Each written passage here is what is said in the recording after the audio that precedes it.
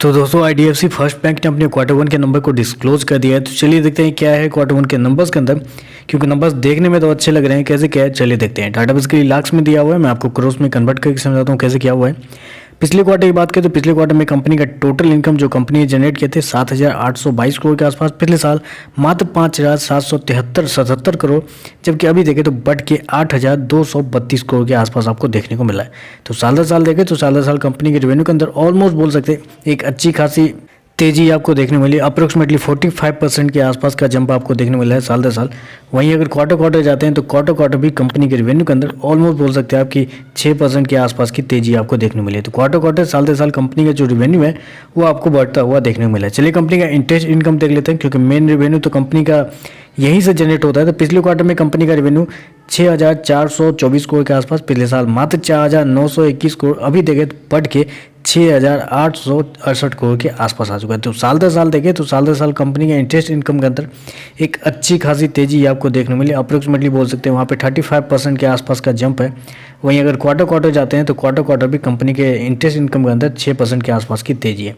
तो quarter quarter साल दर साल कंपनी का जो इंटरेस्ट इनकम है वो आपको लार्ज अमाउंट में बढ़ता हुआ देखने को मिल रहा है। चलिए कंपनी का एक्सपेंडिचर क्या है वो देख लेते हैं। पिछले क्वार्टर की बात करें तो पिछले क्वार्टर में कंपनी का टोटल खर्च है 6,245 करोड़ था, पिछले साल 4,819 करोड़, अभी देखें तो बढ़ के 6,760 करोड़ के आसपास है। तो कंपनी के खर्चे भी देखें तो कुछ हद तक कंट्रोल में ही है, क्योंकि कंपनी का रेवेन्यू बढ़ा है तो ऑब्वियस है कि कंपनी का खर्चे भी बढ़ेंगे, लेकिन थोड़ा सा ज़्यादा है। कहाँ पे है वो मैं आपको बाद में बताऊँगा। पहले चलिए कंपनी का नेट प्रॉफिट क्या है वो देख लेते हैं।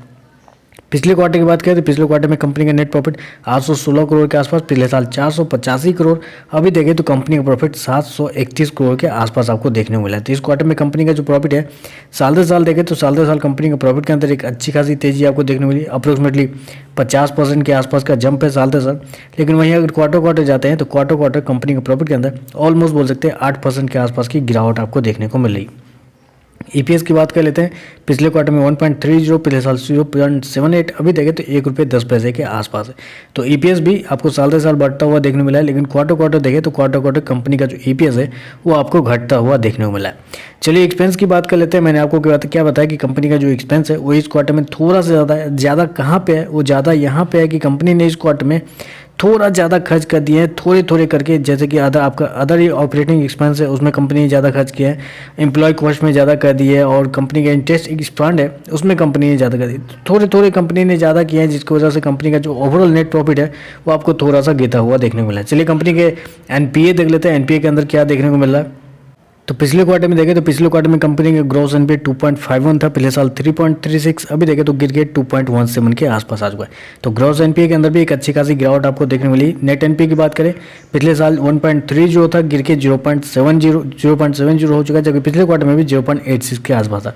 तो ओवरऑल देखें तो कंपनी के नंबर रिवेन्यू वाइज और कंपनी के एनपीए वाइज सारा कुछ अच्छा है।